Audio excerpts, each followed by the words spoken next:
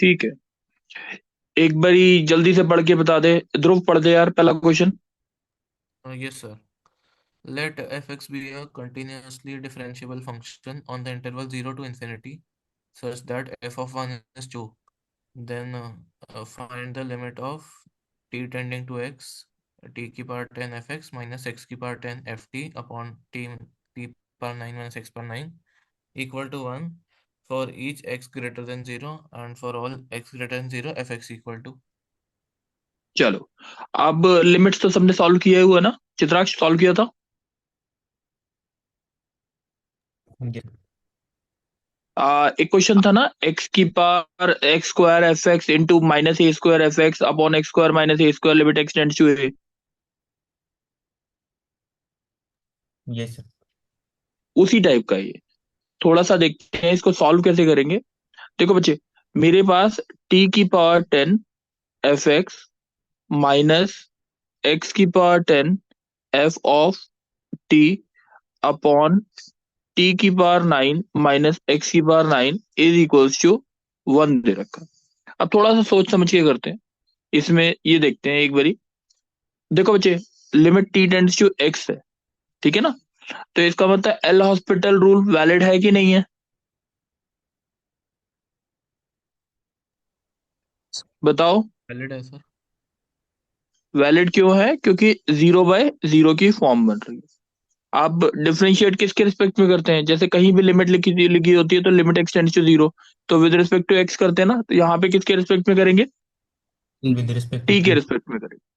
अब टी के रिस्पेक्ट में करेंगे तो क्या आएगा? 10 t की पावर 9 एफ एक्स, क्योंकि एफ एक्स तो कांस्टेंट होगा, एक्स की power 10 into f dash t upon t की पावर 9 का क्या आएगा? 9 t की power 8 limit t tends to x. देखना एक बार ये बात क्लियर है कि नहीं सबको? Yes sir. ठीक है।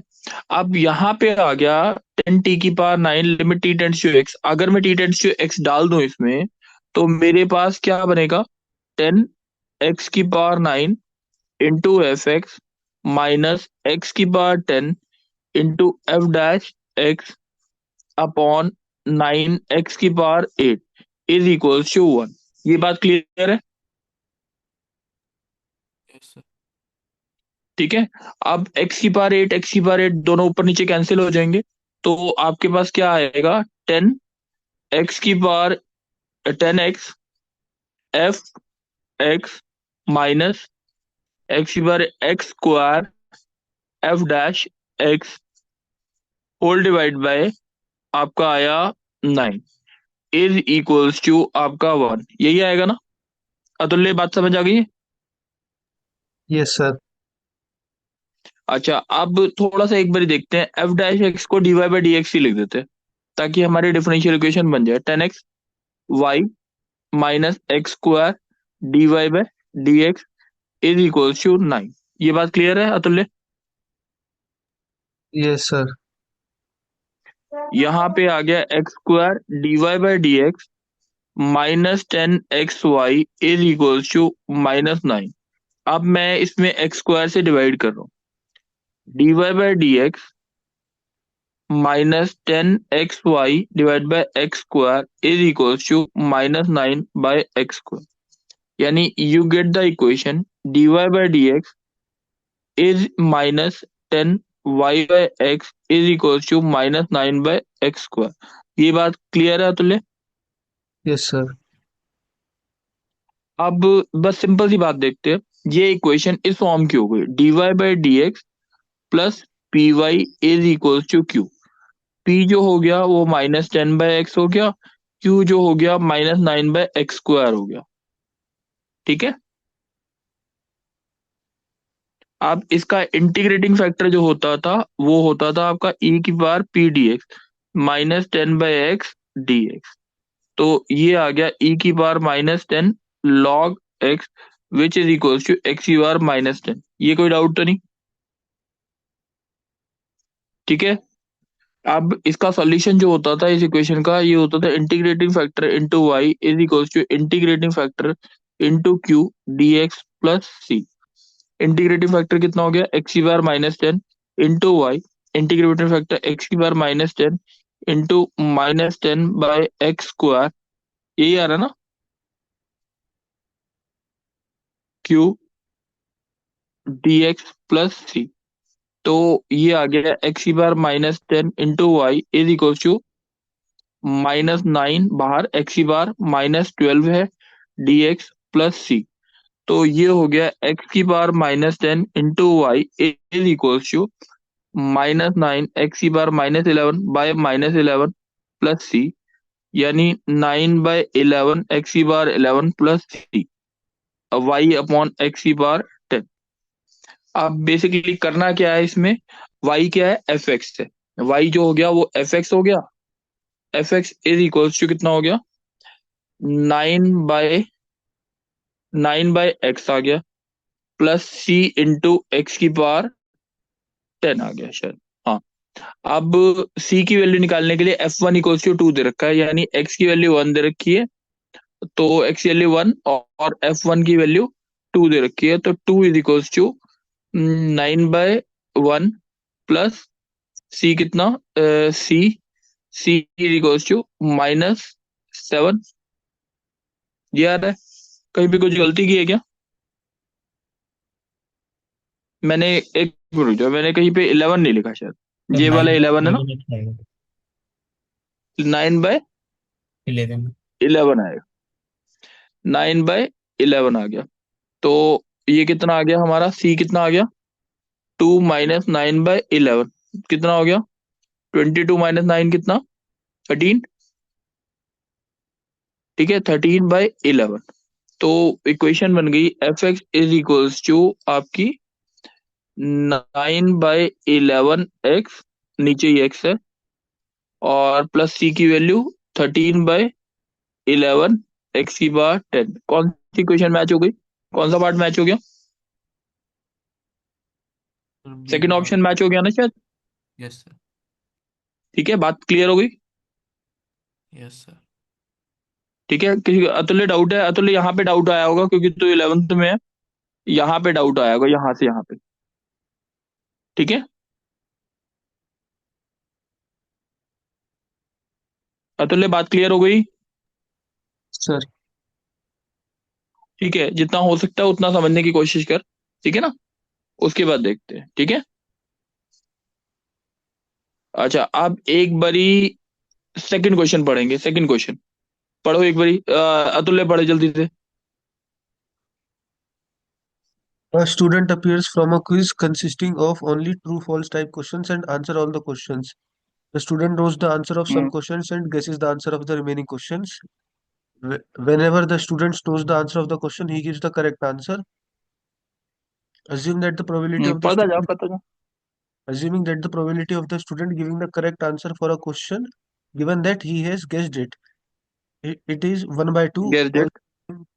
Also assume that the probability of the answer for a question being guessed, given that the student's answer is correct, is 1 by 6. And the probability that hmm the student knows the answer of a randomly chosen question is. हम्म ठीक है, एक बारी और मेरे हिसाब से कोई और पढ़ ले, अब थोड़ा धीरे धीरे, ध्रुव थोड़ा सा धीरे धीरे पढ़ दे। Yes sir. A student appears for a quiz consisting of only true false type questions and answers all questions. The अब एक student मिनट रुक जाओ, also, हाँ जी। देखो इसमें ये बोला, एक स्टूडेंट है, या तो वो गेस करता है या तो वो, उसे पता है आंसर, यही बोला है ना। Yes sir. यानी दो चॉइसेस हैं, या तो वो गेस करेगा, गेस करता है, या तो वो नो करता है, यही वाली चॉइस है। Yes sir.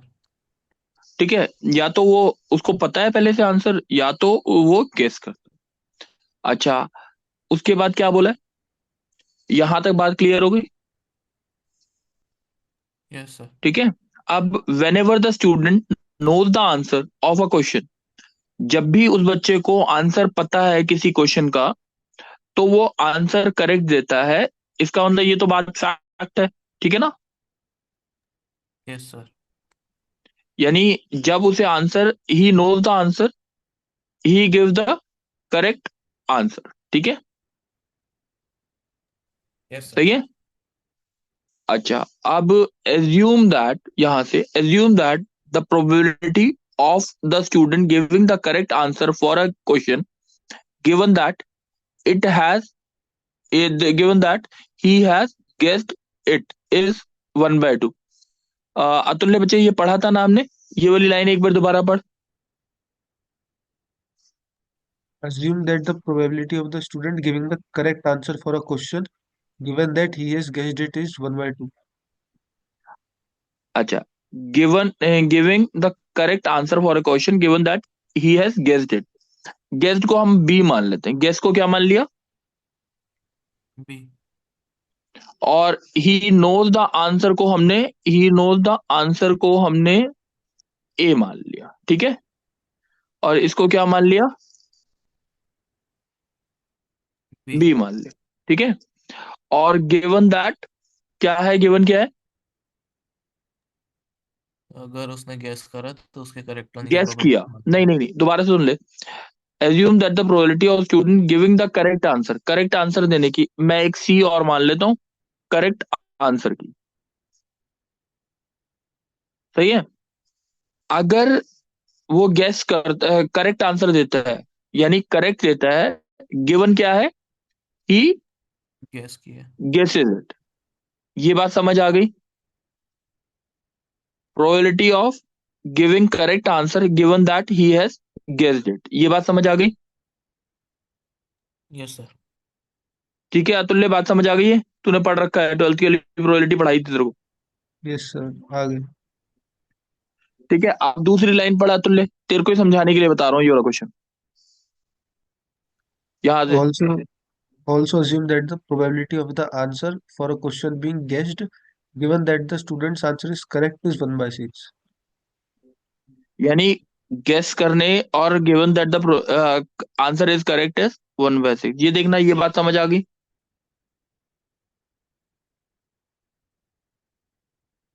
Yes sir. ठीक है। अतुल्य बात समझ आई। Yes, sir. अब अतुल्य ये वाली लाइन पढ़, यहां से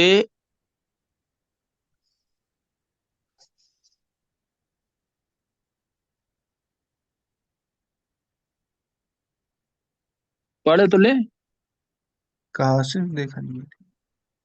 ये मैंने इसमें कर दी। Whenever the student knows the Whenever- answer of the question, he gives the correct answer. अच्छा, अब बता मेरे को इसका मतलब क्या हुआ, इसको कैसे लिखूं, यानी उसको क्या पता है, he knows the, Should be he knows the answer, knows. He gives the correct answer, correct answer देने की प्रोबेबिलिटी, और वो नो करता है तो आंसर 1 है। ये देखियो एक बार, ये बात समझ आ गई, एक एक मिनट, एक,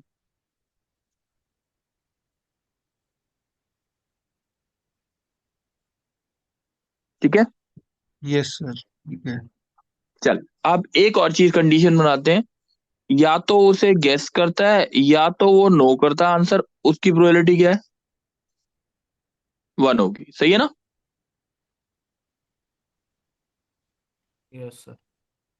अब एक बारी इसका फॉर्मूला बोल जल्दी से, तो ले, इसका फॉर्मूला क्या होता है, निकालना क्या है, अब निकालना क्या है जल्दी बता,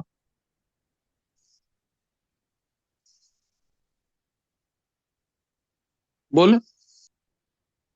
PC by नहीं, student knows the नहीं नहीं, randomly then the choose. Probability that the student knows the answer of a randomly,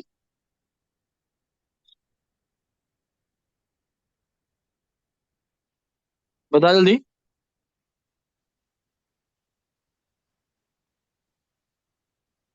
ध्रुव बच्चे आवाज आ रही है, यस सर।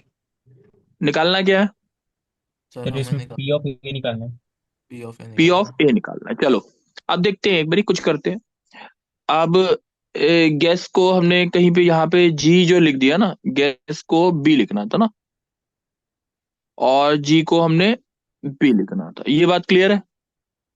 है। Yes sir. अब इसका फॉर्मूला होता है p c intersection b divide by p b, और इसका फॉर्मूला होता है p b intersection c by p c, सही है ना। Yes sir. दोनों को अगर डिवाइड करते हैं तो हमारा पीसी आएगा और नीचे आएगा p b is equal to 1/2 upon 1/6। तो ये 3 आ गया शायद, p c is equal to 3 p b. देखना एक बार ये बात सबको समझ आ गई। Yes sir. Yes, sir. चल, अब पीसी बाय ए जो है, अभी probability of he gives correct answer. एक बारी करेक्ट आंसर की प्रोबेबिलिटी बोलना एक बारी क्या होगी, खाली मैं बोलता हूँ करेक्ट आंसर की probability that he gives correct answer.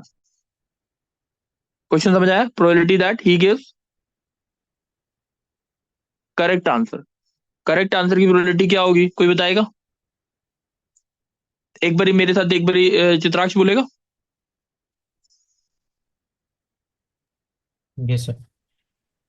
Chitraksha देख, करेक्ट आंसर देने की प्रोबेबिलिटी क्या होगी? या तो वो गेस करेगा या तो वो उसको पता है। ठीक है, अगर उसको पता है तो इसका मतलब पी ए है, उसको पता है आंसर।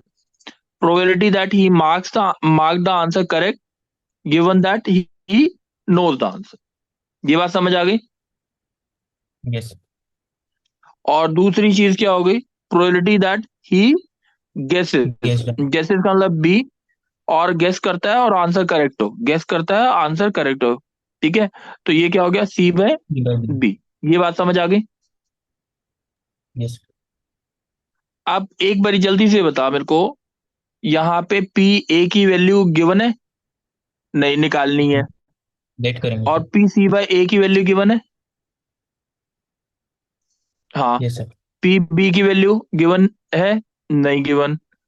और पी सी बाय बी की वैल्यू गिवन है, हाफ है, is equals to p c है। ये बात समझ आ गई, हाँ कि नहीं? Yes sir. अच्छा, पी ए, एक इक्वेशन बन गई ये, एक इक्वेशन बन गई ये, और एक इक्वेशन बन गई ये। इन तीनों इक्वेशन से क्या निकालना है आपको आंसर? किसकी वैल्यू निकालनी है? P of A. PC. P of A. देखें एक बारी, अब पी ए प्लस पी बी आ गया, यानी ये आ गया पीसी आ गया। पहले तो ये देख लेते हैं, पी ए प्लस पी बी की वैल्यू डाल देते हैं यहाँ पे। पी बी की वैल्यू किसके बराबर है? 1 - पी। पी ए, हाफ आ गया।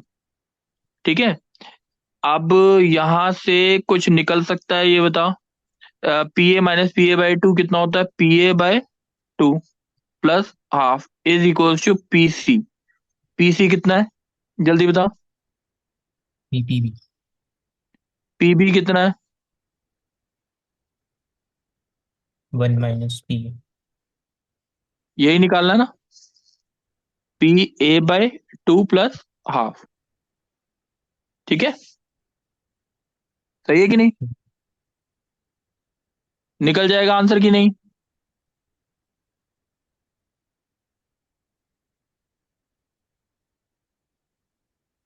बोलो बच्चे। Yes sir. 3 PA 5/7। Plus P a by to, 5/7 आ जाएगा शायद मेरे हिसाब से पी ए की वैल्यू। देख बच्चे, समझ आया कि नहीं आया, बस ये बता दे। यस सबको समझ आ गया ये वाला क्वेश्चन? ये क्वेश्चन थोड़ा सा ना, अगर तुमने ना आरडी शर्मा कर रखी होगी ना, एक क्वेश्चन इसी टाइप का आईआईटी एडवांस में पहले भी आया हो, इसी टाइप का है लगभग। वो भी क्वेश्चन इसी टाइप अगर कर रखा होता ना, आरडी शर्मा कर रखी होती, तो इसमें डाउट नहीं आता क्वेश्चन। चलो, अब जल्दी से हम थर्ड क्वेश्चन पढ़ लेंगे।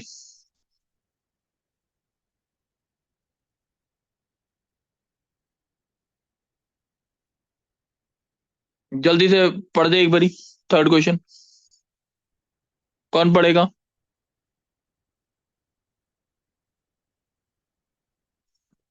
पढ़ दे एक बारी कोई भी। चित्राक्ष पढ़ दे। Let pi/2 to x to pi be such that cot x is equals to -5/√11. Then sin 11x/2 sin 6x minus cos x plus cos 11x/2 sin 6x plus cos x. चलो, अब थर्ड क्वेश्चन को देखते हैं एक बारी। X की value second quadrant में है, कॉट एक्स की वैल्यू नेगेटिव है। अब ये वैल्यू वैल्यू ये जब भी ऐसे क्वेश्चन आए ना निकालने को, इसका मतलब कोई ना कोई ट्रिक जरूर लगी हुई है, छोटा मोटा क्वेश्चन ही है ये। ठीक है, अब इसको एक बार देखते हैं। ये इसको मान लो साइन है, साइन 11x/2। दूसरी टर्म क्या आई, sine 6x minus sine 11x/2 into cos 6x। Next क्या आ गया, cos 11x/2 into sine 6x plus cos 6x into cos 11x/2। अब कोई फॉर्मूले बन रहा है कुछ कहीं पे,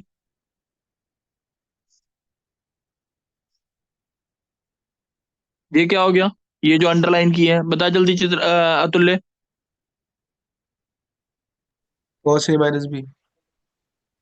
कॉस ए माइनस बी, ये बात समझ आ गई। Cos 6x minus 11x/2। ठीक है, और ये किसका फॉर्मूला बना बच्चे, sin a minus b। Sine 6x minus 11, नहीं साइन 6x माइनस 11x/2। तो ये हो गया cos x/2 plus sign x/2। ये बात समझ आ गई, यस और नो। Yes sir. ये होता किसके बराबर है, अगर मैं लिख दूं तो 1 प्लस साइन एक्स के बराबर होता है, हाँ या ना। यस। होता है ना। यस कॉट सर। एक्स की वैल्यू कितनी दे रखी है, -5/√11। कॉट एक्स का अगर ट्राइंगल बनाया तो ये हो गया 5 और ये हो गया √11। ये कितना हो गया हमारा 25, 6, ये 6 आ गया।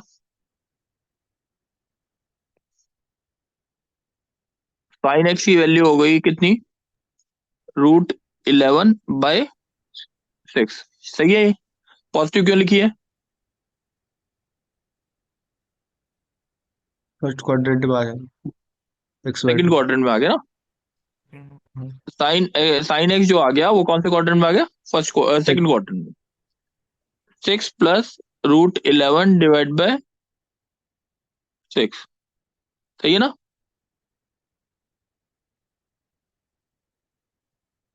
सही है। Yes sir. अच्छा नीचे देखना क्या चाहिए, 2√3 या 3√2, है ना। Yes sir. अब थोड़ा सा एक बार सोच के देखते हैं। मैं बनाने की कोशिश करता हूँ। मैं पहले बनाता हूँ, ये कितना होता है, √6 होता है। √6 कितना होता है, √2 इंटू √3। 2√3 भी बन सकता है, 3√2 भी बन सकता है। तो पहले तो मैं √2 से मल्टीप्लाई डिवाइड कर रहा हूँ। सही है, तो ये हो गया 12, √2 से मल्टीप्लाई डिवाइड करेंगे तो आपका जो आएगा ये आ जाएगा, नीचे आ जाएगा 2√3। सही है, यस सर। और यहाँ पे अलग से आ जाएगा 12 प्लस यहाँ पे कितना आया, चलो √22, यही आया कि नहीं, नहीं ये कुछ गलत लिखा, 2√11 लिखेंगे अब। देखना एक मिनट, √6 √2 होगा ना। 6√2 अंदर मल्टीप्लाई हो रहा है 2 की पावर हाफ से, ये यहां तक है रूट इसका।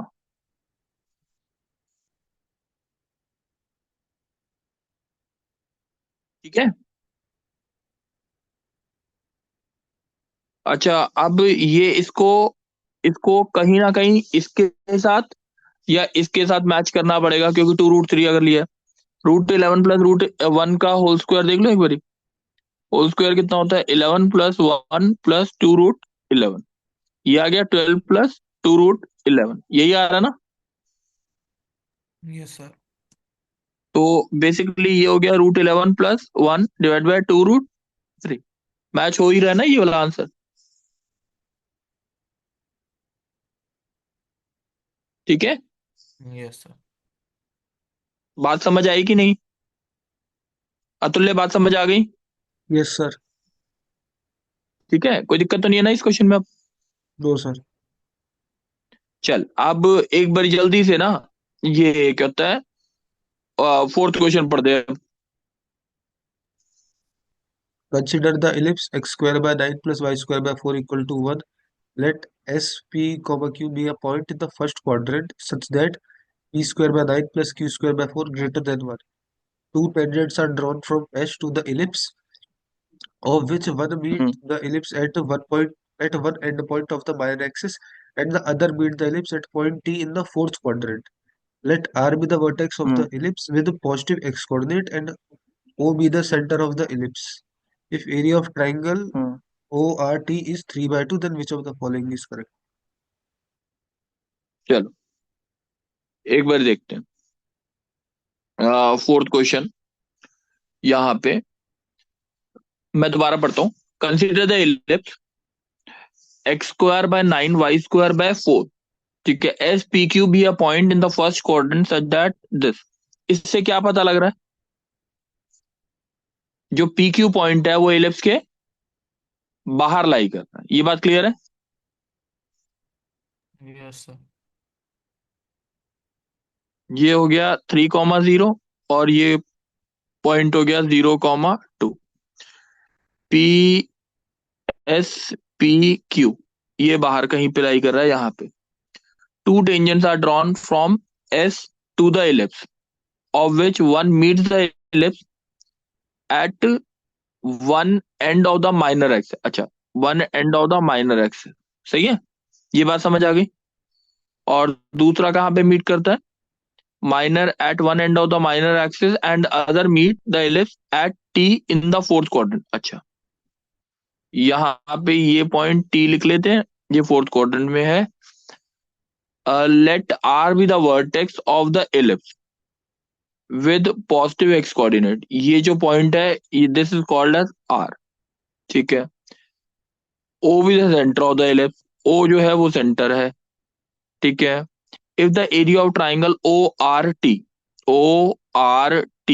टी, अच्छा ये मैं इसको थोड़ा डार्क कर रहा हूँ, आर टी, ठीक है, ये बात समझ आ रही है?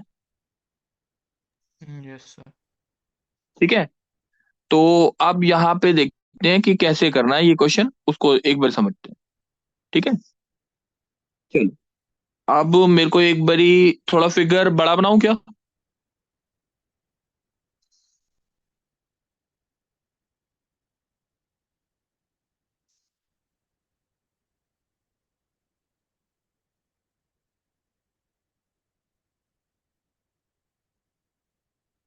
एस पी क्यू,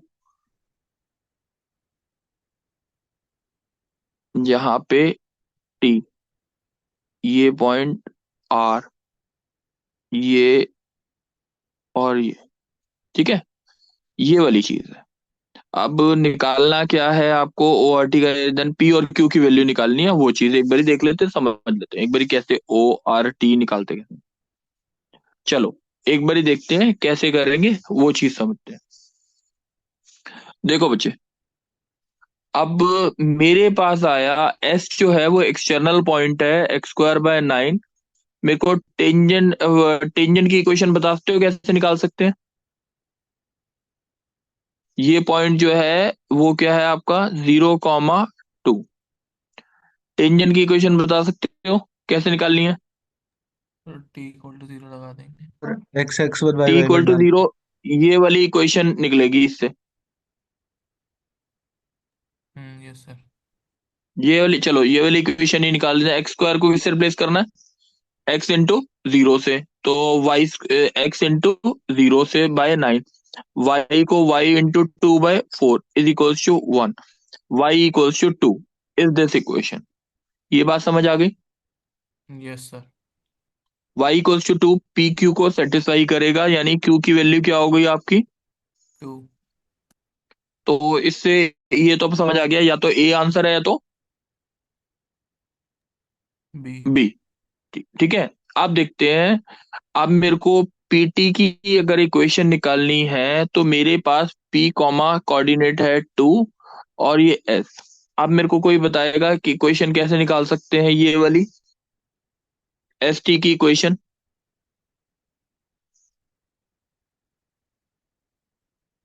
बोलो। तो उस पे एक point a cos theta comma b sin theta मान लें और फिर निकाल दें। नहीं बच्चे, a cos theta b sin theta मानने का फायदा नहीं होगा ज्यादा। वो ये टी पॉइंट माना जाएगा फिर। A cos theta b sin theta वो तो माना नहीं जाएगा।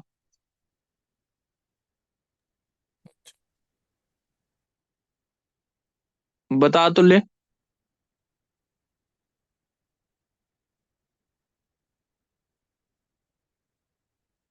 सर कंबाइंड इक्वेशन ऑफ बोलो। टेंजेंट्स लिख के। कंबाइंड इक्वेशन ऑफ टेंजेंट से। चल मैं लिख दूंगा, उसके बाद मेरा टी तो नहीं निकलेगा। एक एक एक लाइन तो पता है हमें, तो दूसरी उससे निकाल लेंगे, वही हो जाएगा टेंजेंट। नहीं, वो उसमें भी तो पी फालतू आएगा। हाँ पी फाल्टू। सर अगर टी हाँ अब पॉइंट ही बता मेरे निकाल, को। हाँ। अगर टी पॉइंट निकाल दे तो। हाँ तो टी पॉइंट ही तो बता ना कैसे निकालेंगे, यही तो पूछ रहा हूँ मैं। सर मतलब अगर हम लेट कर दें a cos theta b sin theta. अच्छा चल ठीक है, मैं जो तूने उसकी बात बोली अभी, उसने भी बोला था यही। चल मतलब मैं मान लेता हूँ। ए एरिया को cos यूज थीटा बी करेंगे sin सर। थीटा। चल देख लेते हैं जो बोल रहा है, फिर इससे भी ट्राई करके देख लेते हैं। 3 cos थीटा, 2 sin थीटा। चल आगे फिर क्या करूं। यानी तू इक्वेशन बोलना चाहता है x cos theta divide by 3 y sine theta divide theta by 2 is equals to 1। सही है। इसमें p, 2 सेटिस्फाई भी करेगा। हाँ या ना। सर हाँ बोल। सर इसको हम एरिया वाले उससे सॉल्व नहीं कर सकते? अभी एरिया वाला मतलब करेंगे। करेंगे करेंगे। माइनस एक टू बारी। साइन थीटा है। तो एक बारी p cos theta divide by 3 plus 2 sin theta divide by 2 is equals to 1। तो ये आ गया p cos theta divide by 3 is equals to 1 minus sine theta. शायद यही इक्वेशन बनी अब। हाँ या ना। अब एरिया ऑफ ट्राइंगल कितना आएगा। ओ आर की लेंथ कितनी है जल्दी बता दो। 3 3। और हाइट कितनी है ये। 2 sin theta 2 sin theta is equals to कितना है। 3/2 तो ये 2 3 2, यानी साइन थीटा इक्वल्स टू कितना आ गया। 1 of three sign. Cos theta minus 2 sin theta भी बोल सकते थे। कोई बात नहीं, अब यहाँ पे माइनस लिख रहा हूँ। माइनस क्यों लिया ये बता दो एक बारी। Fourth quadrant. Fourth quadrant. Fourth quarter है वो वैल्यू। साइन थीटा थीटा की वैल्यू कितनी होगी, π/6। सही है ना। Yes sir. कॉस थीटा की वैल्यू कितनी डाल दूं, थीटा के लिए π/6 डालूंगा तो cos π/6 कितना होता है जल्दी बताओ। cos π/6 कितना होता है, √3/2। ठीक है। Yes sir. सही है। 3/2। तो ये कितना आया, p/2√3 is equal to 3/2। p equals to कितना हो गया, 2 से 2 3√3। ये सही है। Yes sir. समझ आ गया। Yes sir. कोई डाउट तो नहीं बच्चे। No sir. चलो अब एक बारी दूसरा क्वेश्चन देख लेते हैं, सेक्शन 2। एक बार देख लेते हैं। सर मोर टाइमर देन हो वन जा रहा वाला है। कितना रह गया। है। अच्छा एक हो गया मिनट। है। 1 मिनट बचा है सर। चलो कोई बात नहीं, अभी इस रिकॉर्डिंग ऑफ कर दें।